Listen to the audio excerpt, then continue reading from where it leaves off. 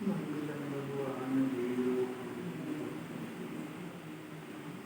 मंगलम कुंकुमारी जयस्तु सर्वमंगलम मांगल्यम सर्वकल्याण प्रधानम सर्वधर्माणां जय जय कृष्ण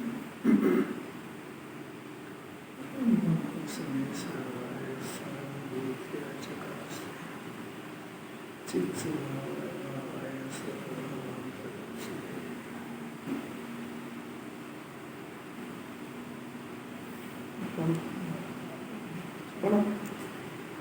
मोही मनुष्य ऐसे मनोरथ का सेवन करता है कि मैं कुटुंब तथा समाज का अव्वा बनूं, धन मकान तथा बाल बच्चों में खूब बढ़ूं और भरा पूरा मोही की परिभाषा है, इतनी बढ़िया है। रात दिन मोह में डूबा है, इसको पता नहीं है कि मैं मोही हूँ। निर्मोही मोक्ष जाते हैं, तो मोही अधोगति जाता है। और गजब है कि नहीं सुनेगा तो ये परिणाम रात दिन चलेगी उसको। दादी बन जा, दादाजी बन जा, फिर कहना ही क्या उसका। सब दुनिया बधाई देगी सही। पाटनी जी को मिली कि नहीं मिली बधाई? तो कैसा फूल के पप्पा हो गया, दादाजी बन गया। ये कह रहे मोही है वो। और अखबार में भी लिखा हुआ आएगा, अपने पीछे भरा पूरा परिवार छोड़ के मरे। अरे मर तो गया क्या? ऐसा सुनना इसको अच्छा लगता है। और यहाँ भी ये कहेगा मैं मेरे लिए थोड़ी कर रहा हूँ, सारे बच्चों के लिए कर रहा हूँ सब, ताकि ये सब पीछे कहेंगे कि हमारे पिताजी बहुत सारा छोड़ के गए। कैसी अद्भुत बात है। मोही मनुष्य ऐसे मनोरथ करता है, मैं कुटुंब का, समाज का, सब जगह मेरी प्रतिष्ठा रहे, मैं अगुआ बनूं, अच्छा खूब धन मकान बाल बच्चों में खूब बढ़ूं, भरा पूरा परिवार छोड़ूं। कैसी कैसी भावना, अज्ञान दशा तो जो हो से थोड़ा है। मैं तो बहुत 319 नंबर की गाथा है। आचार्य फिर से इसी अर्थ को पुनः दृढ़ करते हैं। कौन सा अर्थ? ज्ञानी जो है वो कर्म फल का आवेदक ही है। ज्ञानी जो है कर्म फल को भोगता नहीं है। ज्ञानी कर्म को करता भी नहीं है और भोगता भी नहीं है। क्यों नहीं करता, क्यों नहीं भोगता है? कि जैन दर्शन की एक शब्द याद रखना चाहिए, कोई भी जीव करता और भोगता नहीं है। अब प्रश्न है कि क्यों नहीं है? शास्त्रीय ज्ञान में चलेगा इसमें, क्योंकि भोगने और करने के लिए एक शर्त है वस्तु स्वरूप की, कि उसमें तन्मय होना चाहिए। तो ज्ञानी हो या अज्ञानी, जो पदार्थ को करना चाहता है उसमें तन्मय नहीं होता, और जिसको भोगना चाहता है उसमें भी तन्मय नहीं होता। जब तन्मय होते ही नहीं है तो न करता है न भोगता है। और ज्ञानी का ज्ञान कैसे अलौकिक बात है। फिर यहाँ ज्ञानी अज्ञानी क्यों कहा? इसलिए कहा कि जो इस बात को मान जाता है वो ज्ञानी रहता है। कैसी अपूर्व बात है। तो सुन के कोई अच्छा फल लगता है, प्रसन्नता नहीं होती। यार मेरा भाग्य खुल गया है, सारी दुनिया धनतेरस मनाने में धन की बढ़ोतरी में कर रही है। महावीर भगवान का शिष्य, पूरी जिंदगी उन्होंने ये सुना है क्या परिग्रही दशा ही बंद नहीं होती, तो उनके नाम से परिग्रह इकट्ठा करेगा कि उनके नाम से रूप 14 मनाएगा? उनमें शरीर का अभाव हो गया, ये रूप को निखार रहा है। तो सही है, सब कुविद्या घुस गई इसमें। महावीर भगवान ने अपरिग्रह का उपदेश दिया है और उन्हीं के नाम पे कुछ करो। आज तो धनतेरस से कुछ खरीदो, क्या खरीदो? घर के अंदर बरकत होएगी। और होती क्या बरकत? हर समय छोड़ के जाने की तैयारी वाले को महावीर का शिष्य कहते हैं कि कब वो दिन आए घर छोड़ वन को जाओ। अब वन को जाएगा तो लेके जाएगा, छोड़ के जाएगा। तो छोड़ के जाएगा उसको बढ़ा के छोड़ के जाएगा। कुछ सोच समझ है कि नहीं थोड़ी सी? अगर महावीर भगवान की बातें को सुनता है तो कुछ अंदर में सोच में परिवर्तन होना चाहिए। नहीं तो वो जो बच्चा पढ़ता है इसके पढ़ने में कोई अंतर नहीं, कोरा आया कोरा कोरे चले जाएगा। खरीदने की दफा तो चालू हो जाता है। अज्ञानता से जो हो सो थोड़ा है। अरे अब तो अपने यहाँ जैनी में घुस गई वो भी, अजैनी के तो बात ही नहीं कर रहे। अजैनी अपने एजेंडे में नहीं है, जैनी की बात है। और अगर आपने खरीद लिया तो आपके बच्चे में आदत पड़ जाएगी उसकी। आप अपनी बात करो, दुनिया की बात मत करो। झाड़ू खरीदे वो तो उसकी बुद्धि खराब है तो कोई क्या करे। जैनी में नहीं होना चाहिए ये बात चल रही है। और कम से कम मुमुक्ष तो बची जाए इसमें। इतनी तो बात कम से अपन तो अपनी जवाबदारी, दुनिया की ठेकेदारी थोड़ी है अपनी। कि आज के दिन जो है महावीर भगवान की वाणी बंद हो गई। कितना उस दिन दूसरे दिन सब जने गए दिव्य ध्वनि सुनने, तो वहाँ विराम लिखा, कुछ भी नहीं, समाचार भी मिट गया। तो जनवाणी सुनना बंद हो गई तो प्रसन्न होकर लड्डू खाए अपने। उस समय की स्थिति की कल्पना करो जरा, ये क्या हो गया, हम गलत जगह आ गए कि क्या हुआ, कि हमसे कोई गलती हो गई, एकदम सुबह शरण कैसे साफ हो गया, कैसा हो गया। रोटियां नहीं खाई उस दिन किसी ने, जैसे भोगी जीव थे। एक दिन इंतजार करा, किसी होकर मित्र से पूछा, बुद्धि ज्ञान जोड़ा हमने कि भाई वो तो योग निरोध हो गया तो बंदी होगी। दूसरे दिन तो पता किया तो निर्वाण हो गया महावीर भगवान। जब निर्वाण हो गया तो अब पता है कितना दुख हुआ कि अब ये वाणी आने वाले 24 के प्रथम तीर्थंकर जब होंगे तब शुरू होगी, तब तक के लिए पूरे भरत क्षेत्र के अंदर दिव्य ध्वनि का अभाव हो गया। अब ये कैसे दुख की बात है। अपन तो लड्डू खाते हैं, लड्डू चढ़ाना क्या शुरू हुआ, खाना भी शुरू कर दिया। जो हो सो थोड़ा है। या तो अपने की सिर्फ इतनी जवाबदारी, अपन इस झगड़े मत पड़ो। अपनी तो इतनी है कि अपने अंदर कोई भी कुपद्धति या ग्रहित मिथ्यात्व नहीं घुस जाए। इस दिन धन खरीदना ग्रहित मिथ्या दर्शन है। और रूप 14 जो दुनिया मनाती है ऐसा मानना ग्रहित मिथ्या दर्शन है। अपने रूप तो चेतन स्वरूप है, अपना रूप शरीर है ही नहीं। वो चेतन को सजाओ, सम्यक दर्शन ज्ञान से सस्ता है। लिपस्टिक पाउडर इससे फालतू चीज़ों से नहीं शोभित होता है। दिव्य ध्वनि जब नहीं हुई तो समोसरण तो रहा होगा। समोसरण पहले जो है दिव्य ध्वनि में पहले तो भगवान बैठे रहे वहाँ, बस दिव्य ध्वनि बंद हो गई। तो जो जिनके पुण्य के उदय से वो समोसरण था वो जीव ही नहीं रहे, तो उनके खाली निर्वाण के दिन तो ऊपर ही चले गए। निर्वाण को पता है 16। हाँ योग दिव्य ध्वनि और निर्वाण के बीच में जो गेप थी, दिव्य ध्वनि योग निरोध हो गया ना, उसमें भी वो जो योग निरोध की प्रक्रिया हुई तो भगवान बन गए। तो वो किसी को बता के थोड़ी बने, वो तो अपने जब उनका हुआ योग निरोध की जो प्रक्रिया शुरू होती है तो 14वां गुण स्थान अंतिम, उसका गुण स्थान का समय इतना सा आई रिल्यू जब तक रहे, बस इतनी देर में तो मोक्ष चले जाते थे। तो उनको समझने से क्या लेना देना, रहे जाए। आपका ऐसा क्वेश्चन लग रहा है कि जैसे अपने 13, 14 2 दिन 3 दिन हुए, तो तो क्या योग 3 दिन निरोध तक का 1 दिन 2 दिन महीने भर तक का भी हो सकता है ना। योग निरोध हो सकता है। 1 महीने तक का भी होता है। हाँ, वो उनका योग निरोध की प्रक्रिया चली थी, मौन हो गए थे। जब आप ही सब समझता तो फिर मेरे से क्या पूछते हैं भाई। अपन ने जो है पढ़ो कि वो योग निरोध कब कोई बोलता है कि अंतर्मुहूर्त में होता है, कोई ये बोल रहे हैं सब अलग अलग रहता है।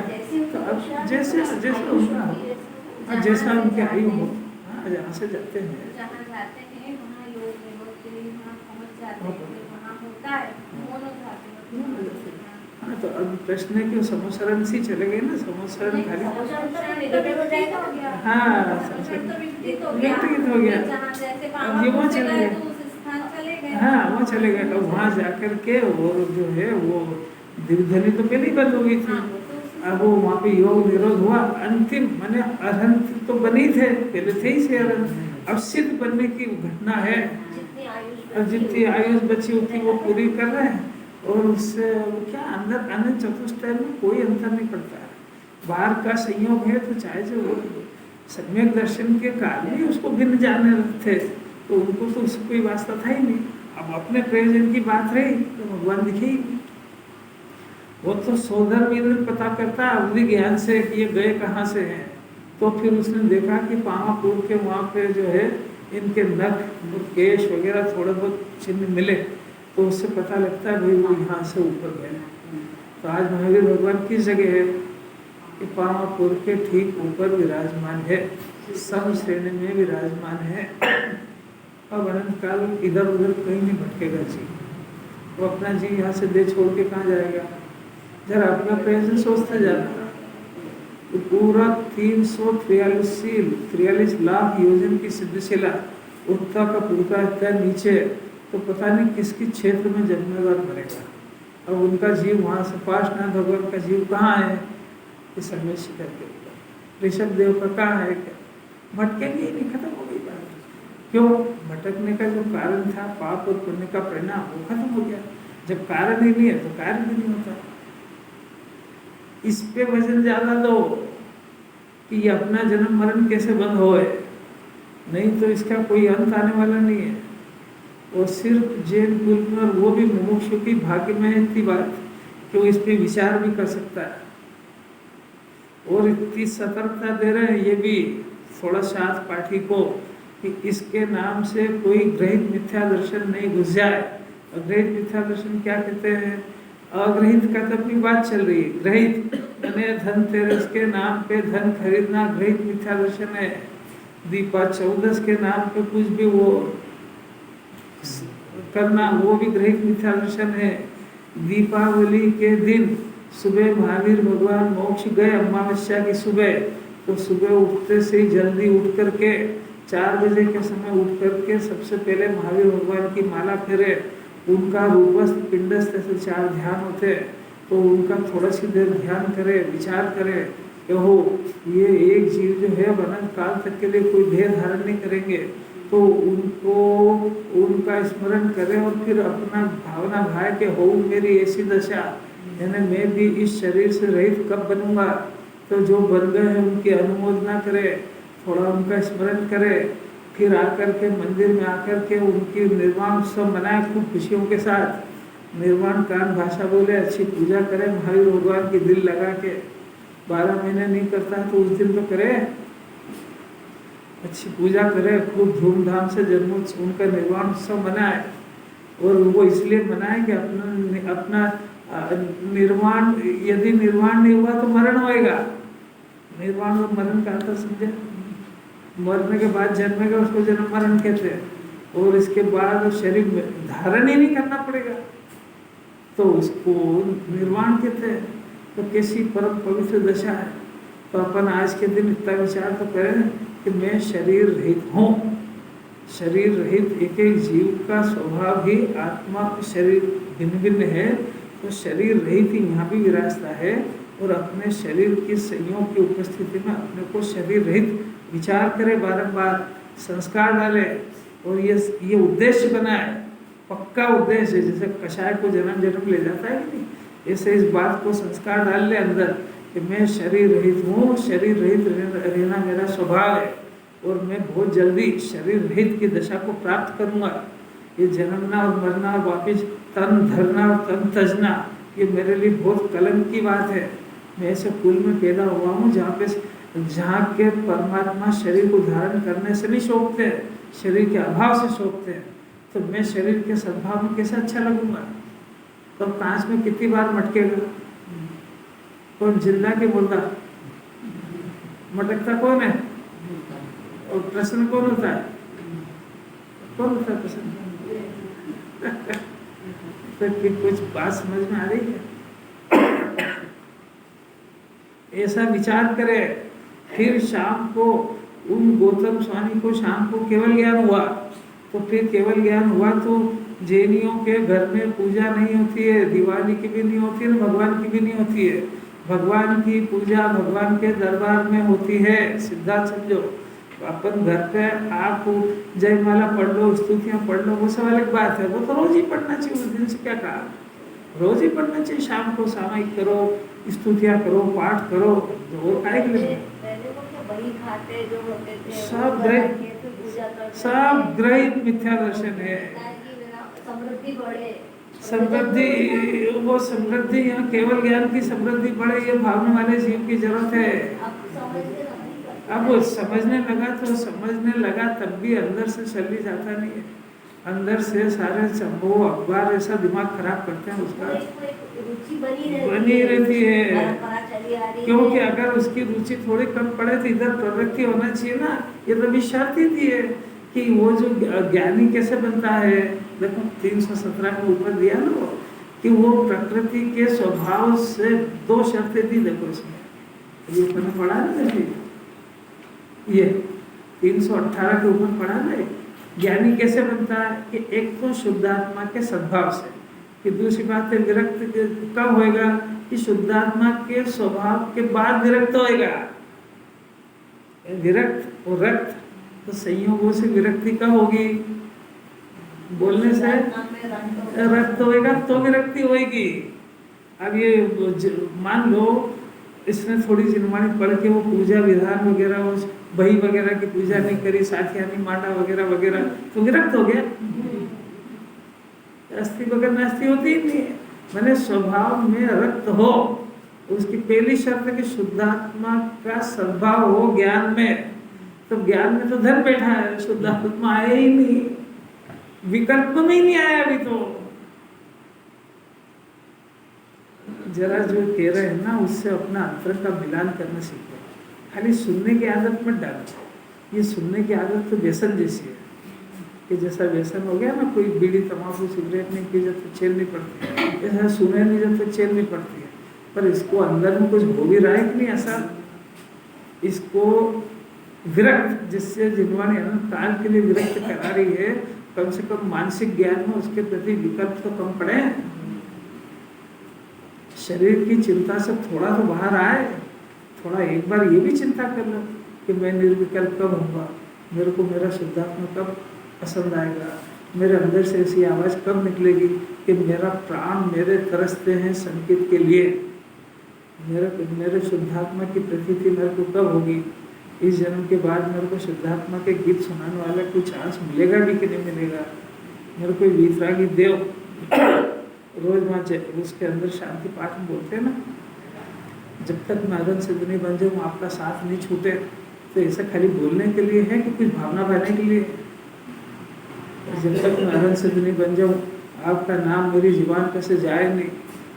रोज स्तुतियाँ भी तो इसलिए कराते, समसन की स्तुति में तीर्थंकर की वाणी न वायरो गूंजते रहे मेरे ज्ञान में। अब ये ज्ञान कब गूंजेगा, ऐसी ऐसी अलौकिक बात है। हाँ, धुन तो लगानी पड़ेगी, ज्ञाता की धुन लगाना पड़ेगी जीव को, क्योंकि कर्ता की धुन के आगे वो कर्ता बुद्धि की धुन ज्ञाता बुद्धि के बगैर जाएगी नहीं। ज्ञाता बोलना नहीं, ज्ञाता की धुन अंदर में, कि मैं ज्ञाता हूँ, कर्ता नहीं, मैं गायक हूँ, ज्ञेय में नहीं। जिनवाणी की शर्त है बिल्कुल कि ज्ञानी यानी मोक्ष मार्गी कब बनेगा कि इसके ज्ञान में अपना शुद्धात्मा का ज्ञान हो जाए। तो कैसे होएगा कि उधर शुद्धात्मा का परिचय तो हो। शुद्धात्मा कैसा है कि करता नहीं है, ज्ञाता है, तो वो अपने आप को करता ही मान रहा है। तो वो कल ही तो कह दिया भाई कि अगर अपने आप को करता मान रहा है तो अग्रहित मिथ्या दर्शन है, और उसी को तो तोड़ने के लिए तो कुंकुंदाचार मिले।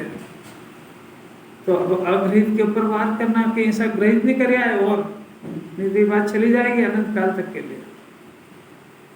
कितनी जवाबदारी है। अग्रहित को तोड़ने का अभ्यास कर रहे हैं, तो अग्रहित तो तोड़ना तो दूर की बात है, और कोई ग्रहित धारण कर रहा है। करे क्या, जीव जगत के अंदर सारा माहौल वातावरण ऐसे ही है ना। इसका जगत में रहना बहुत मुश्किल है। मंदिर में करो, पूजा में रहो, सारा वातावरण एक तरफ, सब उल्टे हैं, वो कोई कपूर जलाए, वो कोई अग्नि जलाए, वो कोई जोर जोर से फटाके फोड़े, वो कोई लड्डू लिया है, वो लड्डू से हाथ चिपचिपे हो जाए, बच्चे उसको खा लें, और उसके बीच में इसको बेचारे को अकेले रहना बहुत ताकत है, और वो रास्ता तो कुछ है नहीं। इन्हीं के बीच में रह करके सब काम करना पड़ेगा, इन्हीं के बीच में अपने आप को पवित्र रख करके कषाय रहित सीखने की कला इसको सीखना पड़ेगी, क्योंकि हमेशा कई वातावरण ऐसे ही रहता है। अब ज्ञानी के लिए कोई स्पेशली, अगर आपको स्पेशली करना हो तो जाओ तीर्थ स्थान पे रहो, देवलाली रहो, सोनगढ़ रहो, जहाँ जहाँ रहो, फिर वहाँ एक जैसा माहौल मिलेगा। बाकी तो बहुत मुश्किल है। वहाँ भी अंतरंग प्रेमी को ढूंढना फिर बहुत अलग बात है। नहीं तो वो कार्यक्रम हुआ उसके बाद फिर अपनी धुन में आ जाएंगे, कैसी तरह से क्या कर रहे हैं, क्या बनाया, क्या खाया, कहाँ जाएंगे, तो फिर वहीं आ गया वो। शराब का नशा थोड़ा सा बंदा होता है तब तो सही सही बोलता है, फिर चढ़ फिर पी लेता है, फिर बकने लगता है। देखो ज्ञानी की परिभाषा याद रख लेना चाहिए। अपने को ज्ञानी बनने के लिए जिनवाणी, ज्ञानी यानी मोक्ष मार्गी बनने के लिए जिनवाणी की शर्त है कि अपने ज्ञान के अंदर जो गेयों की महिमा समाई है, धन की महिमा समाई है, उसकी जगह अपने ज्ञान में शुद्धात्मा मैं हूँ ऐसी महिमा समा जाए। मैं ज्ञाता हूँ, कर्ता मैं नहीं हूँ ऐसी महिमा समा जाए तो ज्ञानी होएगा। ज्ञानी होएगा वही विरक्त होएगा, विरक्त होएगा वही वैरागी बनेगा। वैरागी की शुरुआत विरक्ति से होती है। विरक्ति अपने स्वभाव में सख्त होने पर, उसमें रक्त होने पर विरक्ति होती है। इससे सब शर्तें सुनना चाहिए और ऐसा अभ्यास करना चाहिए। बाहर से वैराग की कोई वैल्यू नहीं। बाहर से जिसको दुनिया वैराग करी है वो तो जीव के पास वैसे ही नहीं है कि इंद्रिय दो इंद्रिय में कौन सी चीज़ है बेचारे के पास, वैसे ही जो है वो तो विरक्त है, उससे कोई विरक्ति नहीं कहलाता। एक बात होगी। अब दूसरी बात है कि श्लोक में अरुणाचलाचार्य देव ने उसको फिर से इसी बात की पुष्टि करी और उन्होंने वो कहा कि वे स्वभाव से तो मुक्त ही है। अब फिर क्या हुआ कि कर्म का उदय आता है तो वो ज्ञानी क्या करे उसमें कि वो अपनी शक्ति को बढ़ाते बढ़ाते अंत में सब कर्म को समूल नाश कर देता है। स्कूल के अंदर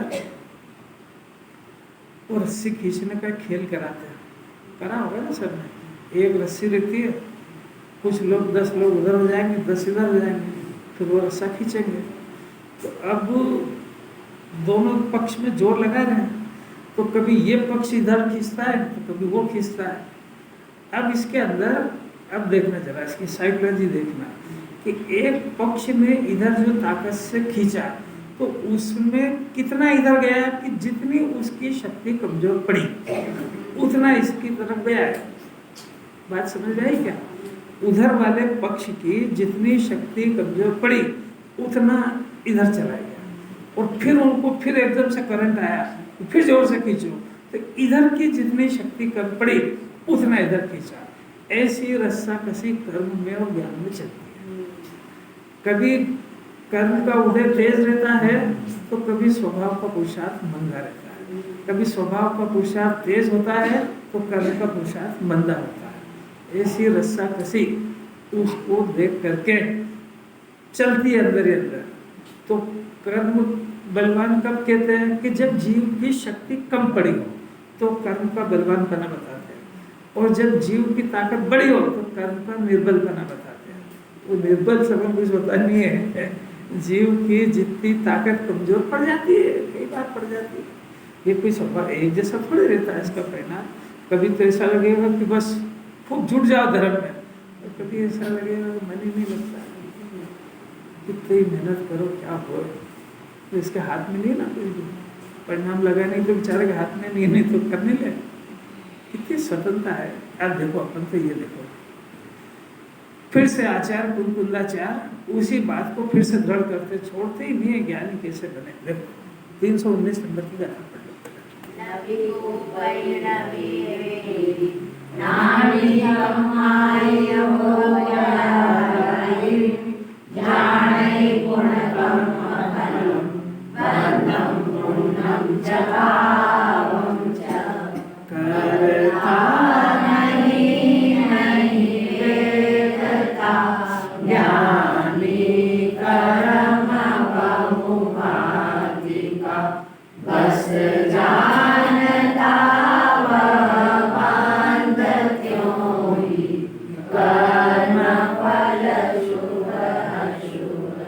पहली शब्द है ज्ञानी।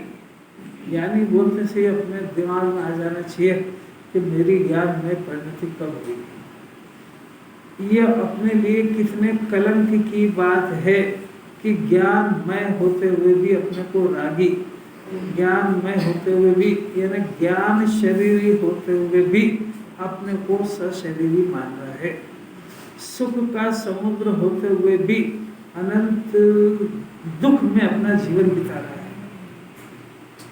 कैसी बात है, सोचो तो सही। आत्मा अनंत सुख की खान है और उसका जीवन देखो तो दुख में जीवन गुजार रहा है।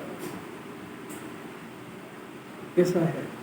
तो वहाँ राजा का पुत्र हो और भीख मांग रहा हो, चाहे जैसे पेट भर रहा हो, तो उस पुत्र के लिए कितनी कलंक की बात है। उससे कोई पूछेंगे किसका लड़का है तू, क्या बोलेंगे? अरे वो तो राजा है। ऐसी दशा है।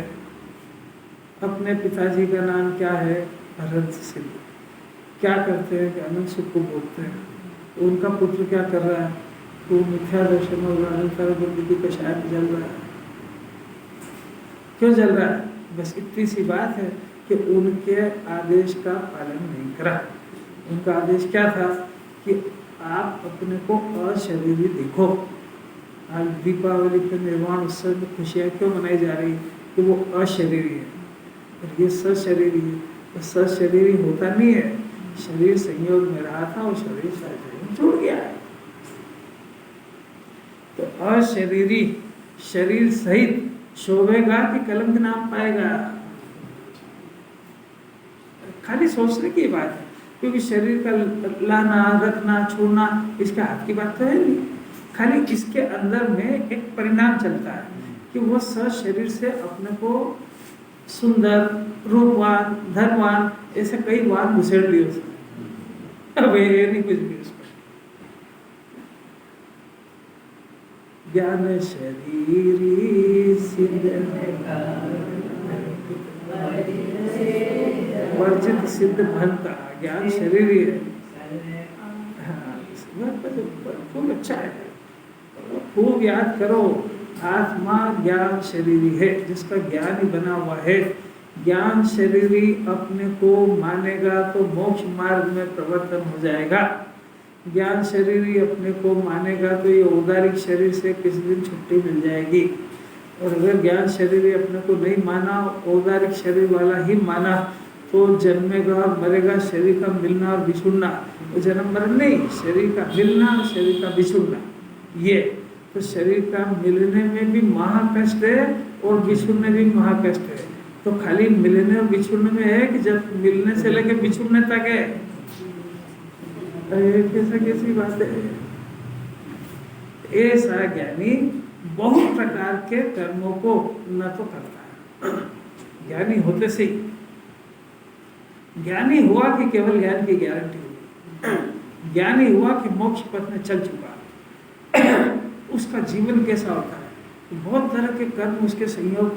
कर्म यानी प्रकृति का स्वभाव, पाप का परिणाम और पुण्य का परिणाम, इसको जिनवाणी कर्म कहती है। कर्म यानी कार्य। ज्ञानी होते से ही वो बहुत प्रकार के कर्मों को न तो करता है, उन्होंने कोई कार्य को नहीं करता है। ये जो पाप और पुण्य के परिणाम हो तो रहे हैं, हाँ हो रहे, होते हुए जो इसके साथ तन में नहीं है उसको उसका कर्ता नहीं कहते हैं। पाप और पुण्य के परिणाम ज्ञानी के बहुत देखे जाते हैं। पाप के परिणाम पंचम गुण स्थान तक देखे जाते हैं, पुण्य के परिणाम छठे गुण स्थान तक बुद्धिपूर्वक देखे जाते हैं। अब बुद्धिपूर्वक तो रहते हैं, वो तो भी क्या समझे बुद्धिपूर्वक के, तो ये बुद्धिपूर्वक के भी परिणाम उनके देखे जाते हैं। परंतु ज्ञान के पास एक कला प्रकट हो गई कि इन कर्मों के साथ में वो अपने तादात्म्य संबंध स्थापित नहीं करता है। अपना जीव उनके साथ तादात्म्य संबंध स्थापित करे बगैर मानता नहीं है, इसलिए चार गति भटक रहा है। अरे जब ये कला इसको सुनने को मिल जाए तो उछल पड़े जाते हैं। ओहो मेरे को मोक्ष मार्ग की कला मिल गई। जिनवाणी ये थोड़ी कह रही है कि तो इस परिणाम क्यों करा तुमने परिणाम, ये तो कह ही नहीं रही, क्योंकि परिणाम होना नहीं होना वो तो प्रकृति के स्वभाव में चली गई बात। प्रकृति के स्वभाव में ये तन्मय हो कि नहीं हो, ये इसके हाथ में सत्ता आ गई। ये ज्ञान से उसको भिन्न जाने या उसमें तन्मयपना स्थापित करे, ये जीव के हाथ की बात है। क्यों नहीं हुई? इसलिए नहीं हुई कि इसने घर पे जाके विचारा कब, यानी मैं कर्म के उदय अनुसार ही सोचूं, ये कोई जरूरी है क्या? यानी मैं शरीर संयोग में है तो शरीर का ही चिंतन करूं, ये कोई जरूरी है क्या? कि घर कुटुंब परिवार में रहते हैं तो 24 घंटे इनके चिंतन करूं, ये कोई जरूरी है क्या? मैं इनका बाध्य नहीं हूं, ऐसा इनकार कर दे ज्ञान, बस मोक्ष मार्ग शुरू होता है। परंतु जिस समय में ये उस कर्म के उदय में जुड़ता है, उस समय ये बात भूल जाता है। उस समय क्या पूरे भूले ही हुआ, यहाँ थोड़ा बहुत इसको याद दिलाते हैं बस। अब थोड़ा बहुत याद दिला करके उस बात को सींचे कौन? रोशन मांगती हो, उस बात का बारंबार विचार करे कौन? उसको टॉनिक दे कौन? यही देगा। यहाँ ये बात सच्ची लगती है, घर क्यों भूल जाता है? क्योंकि यहाँ तो सिर्फ कहने की सच्ची लगती है, सच्ची तो वही लगती है। कौन सी? वो घर वाले अच्छे सच्चे है कि ये सच्चे? ये तो जिनवाने के डर से बोल रहा है, ये तो कर्म के उदय से बोल रहा है। असली सच्ची तो वही लगती है इसको। लगती है कहा ना, लगती है, यही तो ज्ञान है? नहीं, ये अंदर से आना चाहिए। और ज्ञान की नष्ट होने की पहली शुरुआत ये है कि ये जो मैं कर रहा हूँ ये सब झूठ है, ये मेरे ही दुख का कारण है, यही मेरे को अनंत संसार घुमाएगा। ये पहले इसके खिलाफ, अज्ञान के खिलाफ पहले ज्ञान खड़ा होता है, क्योंकि इसके अंदर जो अज्ञान चल रहा है उसका पक्ष इसी का ज्ञान है, तो उसको कोई नहीं हरा सकता। तीर्थंकर तो पहले बोलेंगे बस, वो कुछ कर थोड़ी पाएंगे, क्योंकि तुम्हारा ज्ञान ही तो उसके पक्ष में है। अरे कोई समझ में आ रही कि नहीं? पाठ लीजिए। घर पे बहू रानी है ना, वो कब डरेगी कि जब लड़का आपके पक्ष में हो। तो समझ में आ रहा मैंने क्या कहा? और लड़का अगर उसके पक्ष में हो तो फिर बोल के देखना, बोल के देखना, सासू जी मालूम पड़ जाएगी सब।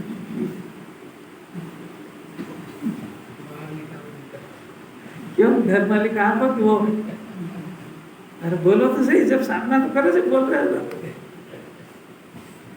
बेचारा कैसा डर करेगा? मालिक खुद है, डर के देना पड़ा। अरे बहुत अलग ही बात है, क्योंकि वो तो एक दृष्टांत है। यहाँ पे जो है ना, ये कषाय है, इसका कोई अधिकार नहीं है, ये बाहरी तत्व है, बाहर से अंदर आ गया, कर्म के उदय का। पर जो इसका ज्ञान है ना, आत्मा का ज्ञान, ये इसका पुत्र है। आत्मा उसका पिता है, केवल ज्ञान की खान है। पर अभी जो पुत्र अंदर से पैदा होता है, यही कषाय के पक्ष में, तो उसको मारे कौन? दृष्टांत से समझते जाना। सबसे पहले जिनवाणी के अनुसार कषाय का स्वरूप, आत्मा का स्वरूप, वस्तु का स्वरूप जाने, कषाय का जो क्या काम करती ये भी जाने, उसका स्वरूप जाने, आत्मा का स्वरूप जाने, उसका क्या काम है ये जाने, ज्ञान का फंक्शन क्या ये जाने। ज्ञान उसका पक्ष करता है, इसलिए वो कषाय अनंतानुबंधी की है। वो ज्ञान यदि गायक का पक्ष करे तो कषाय वो अनंतानुबंधी की रहती ही नहीं, उसी समय पिट जाती है वो, क्योंकि उसको सपोर्ट करने वाला कोई है ही नहीं विश्व के अंदर। जो अपना क्रोध होता है ना, क्रोध मान माया लोग, कोई परिणाम होता भी है कि नहीं आप लोगों के? होता है। अब इसको कोई दूसरा पसंद करता है क्या? आपके क्रोध को कौन पसंद करता है? आपके मान को कौन पसंद करता है? कि माया शरीर के परिणाम को पसंद कौन करता है? तो जगत में तो कोई पसंद नहीं करता है। अब केवल ही पसंद करते हैं। अब इसको पसंद करने वाला कौन है? कि इसी का अज्ञान है बस, तो जगत से तो कनेक्शन कट गया। अब इसी का अज्ञान अगर ये भी उसका पक्ष तोड़ दे तो उस कषाय का सपोर्ट करने वाला कौन है? वो निराधार हो जाएगी वो। अब वो इसीलिए फल फूल रही है कि वो उसको जगत में तो कट गई वो, पर इसका ज्ञान उसके पक्ष में है, तो निर्भर आग उठती है। वो केवल ज्ञान का तो नाम ही नहीं सुहा था उसको। ये तो यहाँ बैठा है बहुत हो, वो कषाय सुहाती तो वो पसंद थोड़ी करती इस बात को। दबी हुई है वो, अभी मुंह उठाएगी यहाँ से बाहर जाने के बाद। अब जैसे यहाँ दबी है ना, वैसी बाहर भी कब दबी रहेगी, जब इसी जिनमणि का सपोर्ट होएगा। मैंने इसका ज्ञान वस्तु स्वरूप के अनुसार सोचना विचारना शुरू करें और उस कषाय को रिजेक्ट कर दे, बस ये प्रकृति के स्वभाव से विपक्ष में आ गया। ये तो प्रैक्टिकल तो करना पड़ेगा। इसको प्रश्न ना हो, इसको ज्ञान से कहना चाहिए मेरे को जरूरत ही क्या है। अपने आत्मा को देखो, उसके अंदर किसी चीज की आवश्यकता ही नहीं, क्या करेगा, बाहर के पदार्थ से मेरे सुख दुख का कोई वास्ता ही नहीं, तो तृष्णा मर जाएगी। नहीं तो और ला, तो कितना ला और ला, बस अब तो कितना वापरेगा, इससे कोई मतलब नहीं। लाओ, एक एक घर में साड़ियाँ कितनी अलमारी में, वो बड़ी बड़ी सड़ी जाए, हर साल उसको धूप लगाए, पहन नहीं पाए, फिर जाए फिर ले आए, करेगा क्या उसका? कुछ बात समझ में आ रही क्या? ज्ञानी बहुत प्रकार के कर्मों को न तो करता है। अरे साहब क्या बात कर रहे हो, ज्ञानी के सब देखा जाता है, लड़ते हैं बिड़ते देखा जाता है, परंतु वो उस कर्म के साथ अपना तादात्म्य संबंध स्थापित नहीं करता है, इसलिए वो देखा जाने पर भी एक भी कर्म को नहीं करता है। अब भोगने का परिणाम, भोगने के परिणाम की भी यही शर्त है कि भोगने की क्रिया जब हो सकती है जब ज्ञान उसके साथ तादात्म्य संबंध रखे। तो ज्ञान लड्डू, बापरे, गुलाब जामुन, नमकीन, जो भी कुछ पसंद है, तो ज्ञान उसके साथ तन्मय होता है कि नहीं? उस पदार्थ के साथ तो तन्मय नहीं होता है, तो भोगेगा कैसे? नहीं साहब, उसको तो नहीं भोगता है, पर उसको देख करके एक राग का परिणाम कि ये पदार्थ अच्छा है, ऐसा एक परिणाम हो, उसका तो भोगता है कि नहीं? कि ज्ञान उसके साथ भी तन्मय नहीं होता है, उस परिणाम के साथ भी ज्ञान तन्मय नहीं होता है। अगर हो तो क्या हो जाए कि वो परिणाम एक समय का है, वो परिणाम जाएगा तो ज्ञान का भी नाश हो जाएगा, या तो ज्ञान राग रूप हो जाएगा या राग ज्ञान रूप हो जाएगा। तो ये वस्तु स्वरूप इसको अपने आप को बहुत सुरक्षित रखता है। करना कितना है कि मैं ज्ञानमय हूँ। अरे सरल लग रहा है कि कठिन लग रहा है? भोगता ही है, किंतु अब देखना बहुत पूरा संसार आ गया इसमें। पाप का परिणाम, पुण्य का परिणाम, ये करता है। नंबर 2, इस परिणाम के करने से कर्मों का बंधन होता है। नंबर 2, फिर कर्मों का बंधन होता है, फिर उसका फल आता है। ये 3 क्रिया अनादि से चल रही है। कब से क्या चल रहा है?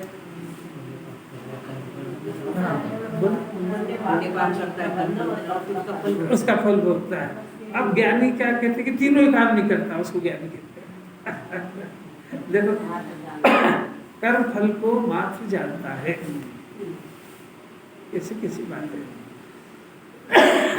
ये भी जान ही रहा है, पर ऐसा नहीं जान रहा है कि मैं जान रहा हूँ, ये ऐसा जान रहा है कि मैं भोग रहा हूँ। खाने की घटना जो हो रही है, तो जीव खा रहा है कि सिर्फ जान रहा है? जानते हुए क्या जान रहा है? मैं खा रहा हूँ, तो गजब हो गया। तो खा कैसे सकता है? शरीर में रोग आया, अब रोग को जान रहा है कि बुखार आ गया, इसको भी खाली जान रहा है। अब खाली जान रहा है, पर कहता क्या है कि मेरे को बुखार आ गया। भूख किसको लगी? गरम कौन हुआ? ठंड किसको लगी? गोरा कौन हुआ? काला कौन हुआ? स्त्री पुरुष संयोगी कौन बना? ये सब पुद्गल का परिणाम है, ये सब कर्म के उदय की चीजें हैं। इसमें जो जो भी परिवर्तन हो रहा है, उसका सबका जवाबदार एक कर्म है। वो कर्म के अनुसार ये परिवर्तन होता रहता है। वो उस कर्म के उदयानुसार अंदर बैठा बैठा जीव भी उस कर्म के उदयानुसार ही अपने को अनुभव करता है। उससे क्या हो गया? तो उससे ये हुआ कि वैसा अनुभव करने के कारण वो अनुभव उसको सुहाता नहीं है, या तो उसमें दो चीजें होती है, या तो कुछ सुहाता है और या कुछ नहीं सुहाता है। तो वो जो सुहाता है उसको टिकाने का प्रयत्न करता है, और जो नहीं सुहाता है उससे अपने आप को अनमना महसूस करता है, उसको हटाने के प्रयत्न करता है। तो ये एक नया धंधा फिर से शुरू करता है। जो नया धंधा शुरू करता है वो अज्ञानी है, और जो उसमें ज्ञाता रहता है कि ये परिवर्तन तो मेरा हो ही नहीं रहा है, ये परिवर्तन तो बाहर जग का पदार्थ है, तो जग के पदार्थ का परिणमन है, ये तो जिनवानी, ये तो इसके अंदर एक जिज्ञासा रहेगी कि आखिर इस परिणमन को मैं नहीं कर रहा हूँ तो कौन करता है। तो उसका जवाब देने के लिए जिनवानी ने कहा ये कर्म तो उदयानुसार होती है, पर तुम नहीं करता हो, पर तेरे को कर्म का उदय दिखता नहीं है, तो ये उसका मालिक खुद बन जाता है।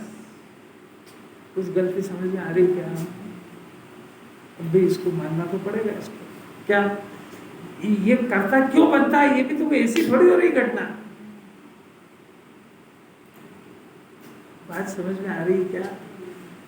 ये अपने अंदर जो कर्ता बुद्धि खड़ी हो रही है, तो इसका ठोस कारण क्या है?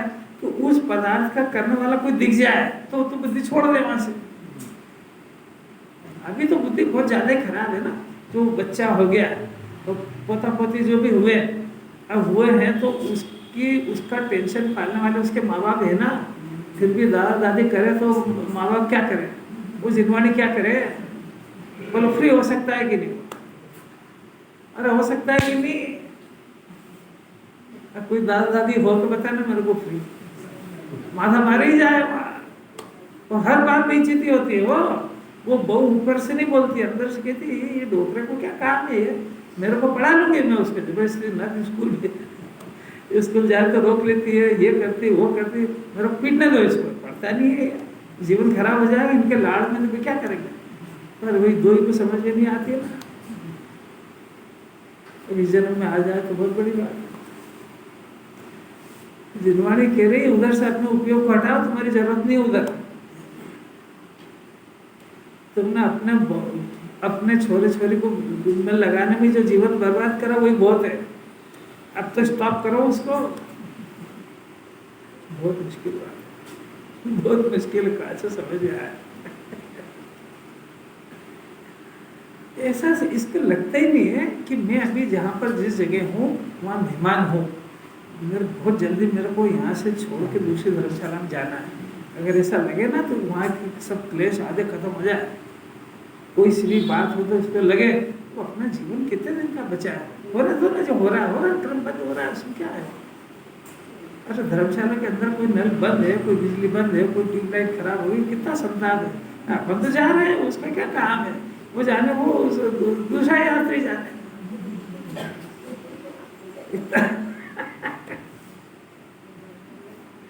इतना कहना अलग बात है और अपने मन को समझाना अलग बात है। बहुत ताकत है।